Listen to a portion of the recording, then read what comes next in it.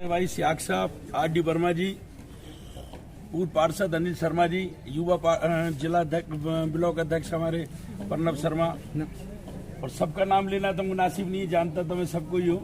सारे जो पिता समान बुजुर्ग नौजवान साथियों, वाकई में महंगाई एक बहुत बड़ा मुद्दा है।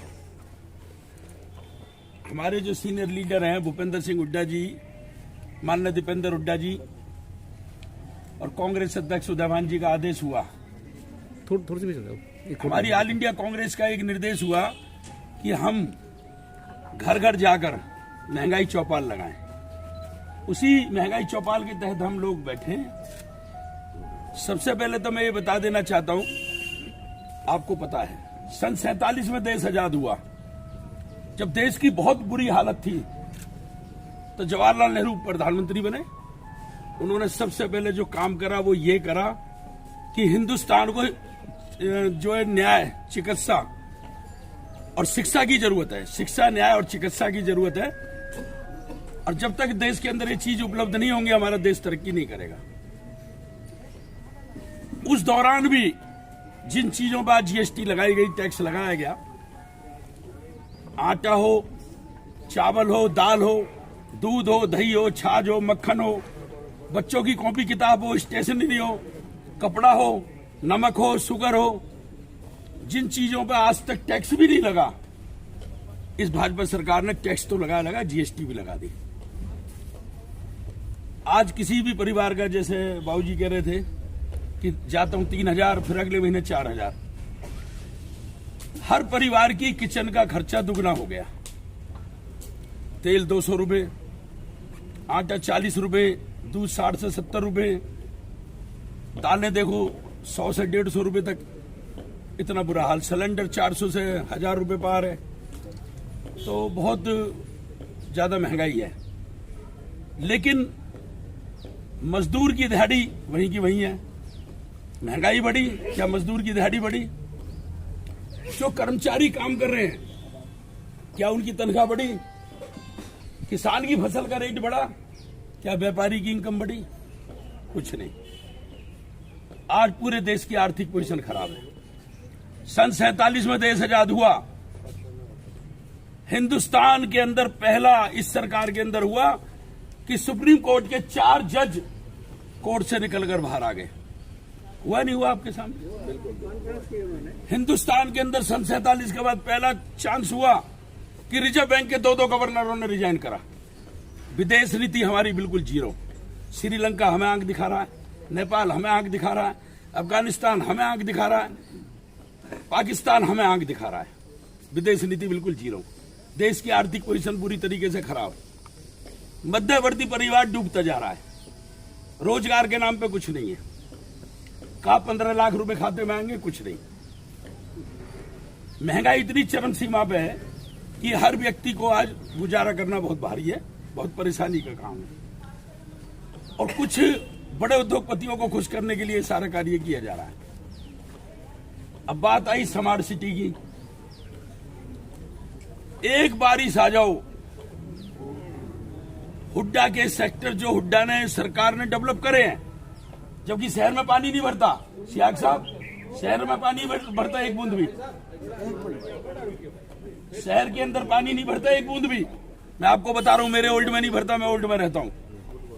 जो सेक्टर हुड्डा ने काटे, इतने महंगे प्लॉट आपने लिए, एक बारिश आ जाती है 4-4 फुट पानी खड़ा हो जाता है सेक्टर 4 से सेक्टर 19 का। पानी आने का समय है, 2 घंटे आएगा। सीवर 24 घंटे ओवरफ्लो होती है। नगर निगम में कोई सुनने के लिए तैयार नहीं है। 2014 से लेकर 22 तक भाजपा की सरकार है हरियाणा में, केंद्र में। ऊपर कहते हैं कि बड़े भी यही हैं, छोटे भी यही हैं। जब प्रदेश हर देश है तो कोई कमी नहीं होनी चाहिए, कोई बहाना भी नहीं होना चाहिए। आज पूरे फरीदाबाद के अंदर विकास, स्मार्ट सिटी के नाम पे बताओ क्या विकास कार्य होगा? सारी फरीदाबाद की सड़कें तोड़ के गिर दी।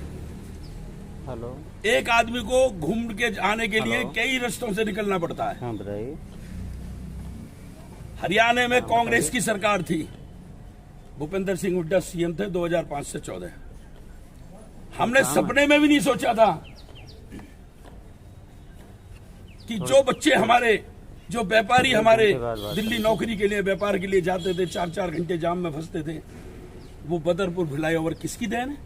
कांग्रेस के भूपेंद्र सिंह हुड्डा जी की देन है। सपने में भी नहीं सोचा था कि मेट्रो में हम सफर करेंगे।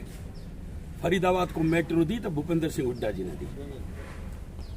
कैली बाईपास हो, सोना बाईपास हो, फरीदाबाद को उद्योगपतियों का IMT हो, मेडिकल कॉलेज हो, मेडिकल हॉस्पिटल हो, किसकी देन है? भूपेंद्र सिंह हुड्डा जी की देन। सेक्टरों के अंदर पार्कों की बाउंड्री वाल हो, कैनोपी हो, झूले हो, बेंचेस हो, हाई मार्क्स लाइट हो, RMC रोड हो, किसकी देन है? भूपेंद्र सिंह हुड्डा जी की देन है। 2014 से लेके 2022 तक जो आपकी नजर में ये मुद्दा नहीं है, अभी एक गज जमीन भी किसी संस्था को, किसी मंदिर, मस्जिद, गुरुद्वारे, धर्मशाला या किसी बारात घर को दी हो तो बताइए आप, बताओ हाथ उठा के। इस सरकार ने 100 गज जमीन दी है। नया बीजेपी का कार्यालय बना। ठीक, आप सुनो, फरीदाबाद को पंजाबी भवन दिया तो भूपेंद्र सिंह हुड्डा ने दिया, किसान भवन दिया तो भूपेंद्र सिंह हुड्डा ने दिया, गुजर भवन दिया तो भूपेंद्र सिंह हुड्डा ने दिया। 16A के अंदर दशहरा ग्राउंड दिया 4 एकड़ का तो भूपेंद्र सिंह हुड्डा ने दिया। सेक्टर 3 में जाट भवन दिया तो भूपेंद्र सिंह हुड्डा ने दिया। सेक्टर 3 में दलित भवन दिया तो भूपेंद्र सिंह हुड्डा ने दिया। और पलवल में महाराणा प्रताप भवन दिया तो भूपेंद्र सिंह हुड्डा ने दिया। आप बताओ, आज जिन धर्मशालाओं में हम अपनी बहन बेटियों की शादी कर रहे हैं, सगाई कर रहे हैं, तसोदर कर रहे हैं, बताइए 14 से 22 तक 100 गज जमीन बता दो। खाली 5 स्टार अपना कार्यालय बनाया, 15 सेक्टर की मार्केट के अंदर बनाया, अपनी जेब भरने का काम करा। मध्य प्रदेश की सरकार इन्होंने गिराई, कर्नाटक की इन्होंने गिराई, मिजोरम की इन्होंने गिराई, महाराष्ट्र की इन्होंने गिराई। एक बिहार में सरकार गिर गई, चीख रहे हैं, चिल्ला रहे हैं, सड़कों पर आ गए, लौट गए, बयान दे रहे हैं, धरना दे रहे हैं, प्रदर्शन। इतनी भूख, राजपाट की इतनी भूख मैंने नहीं देखी। इन्होंने 6 सरकारें गिरा दी, लेकिन एक सरकार बिहार में गिर गई, उस पर कितना हल्ला, धरना, प्रदर्शन। आज मुझे बड़ी खुशी हुई जब मनीष सिसोदिया जी का बयान सुना मैंने। बोला लुकआउट नोटिस किस लिए? मैं दिल्ली में हूं, यहां बैठा हूं, पकड़ो। लुकआउट नोटिस दे दिया मेरे को, मैं कोई भाग थोड़ी ना गया देश से, यहां बैठा हूं। आज पूरे देश के अंदर विरोध है, बदले की भावना से कार्रवाई हो रही है। मेरी आप सब लोगों से अपील है, इस महंगाई चौपाल के उपलक्ष्य में, कि आने वाली सरकार कांग्रेस की है, भूपेंद्र सिंह हुड्डा हरियाणा के CM बनेंगे और वही विकास कार्य होंगे, वही सड़कें बनेंगी, वही पार्कों की डेवलपमेंट होगी, वही रोजगार मिलेगा, वही नौकरियां मिलेंगी, वही लोगों की सुनवाई होगी। 14 से 22 तक मुझे एक बता दो कि एक गज जमीन भी किसी संस्था को दी हो तो बता दो। 14 से 22 तक बता दो एक प्रोजेक्ट। स्मार्ट सिटी के नाम पे कोई एयरपोर्ट आया? स्मार्ट सिटी में एयरपोर्ट आता है, नाली साफ कराना नहीं आता। कोई एयरपोर्ट आया?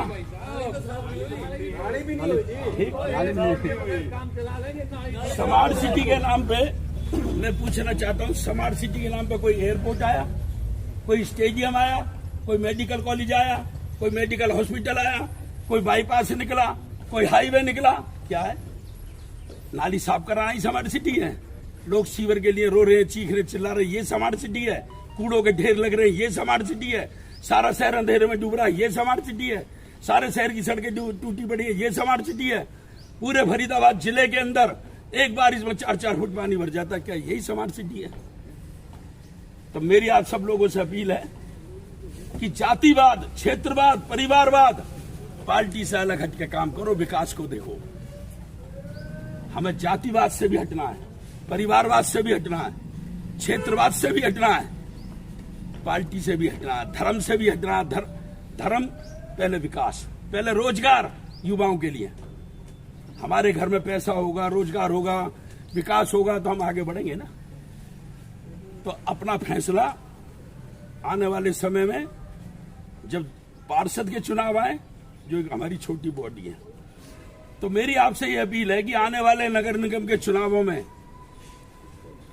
कांग्रेस के पार्षद भाई अनिल शर्मा को जिता के भेजना, और जिसकी कहीं रिश्तेदारी, भाई भतीजा, बहन, बेटी, दामाद, रिश्तेदार, परिवार, कोई फैक्ट्री में काम करने वाला कर्मचारी, साथी, व्यापारी, कस्टमर, ग्राहक, सबको हाथ जोड़ के कहना भाई कांग्रेस को वोट दो, कांग्रेस को उम्मीदवार दो। एक अचंभे की बात है, जो सिलेंडर पर 50 रुपए पड़ते ही कपड़े उतार देते थे, आज 200 करोड़ का घोटाला हो गया। 6 एमएलए विधायक पूरे जिले में, निर्दलीय भी है, एक भी एमएलए बोलने के लिए तैयार नहीं है 200 करोड़ के घोटाले के खिलाफ। कोई मंत्री बोलने के लिए तैयार नहीं है, कोई एमपी बोलने के लिए तैयार नहीं है। 200 करोड़ के घोटाले के लिए कोई जिला भाजपा का अध्यक्ष भी बोलने के लिए तैयार नहीं है। अली बाबा 40 चोर की टीम, सब इन्वॉल्व, सबकी सहमति से घोटाला हुआ है। खा गए नगर निगम का पैसा, जनता का पैसा ये लोग। तो मेरी सब आपसे अपील है कि आने वाले नगर निगम के चुनावों में कांग्रेस को उम्मीदवार को जिता के भेजें, जिससे कि यहाँ विकास कार्य, और आने वाले विधानसभा चुनावों में कांग्रेस को उम्मीदवार को ही जिता के भेजें, जिससे भूपेंद्र सिंह हुड्डा की सरकार बने, दोबारा से हरियाणा प्रदेश के अंदर खुशहाली आए। मैं एक बार इस आयोजन के लिए भाई अनिल शर्मा जी का बहुत बहुत दिल की गहराइयों से धन्यवाद करता हूं, और जितने मेरे पिता समान बुजुर्ग, मेरे भाई, मेरे बच्चे, भतीजे बराबर, बच्चे बराबर, सबका बहुत बहुत हार्दिक धन्यवाद। जय हिंद, जय भारत।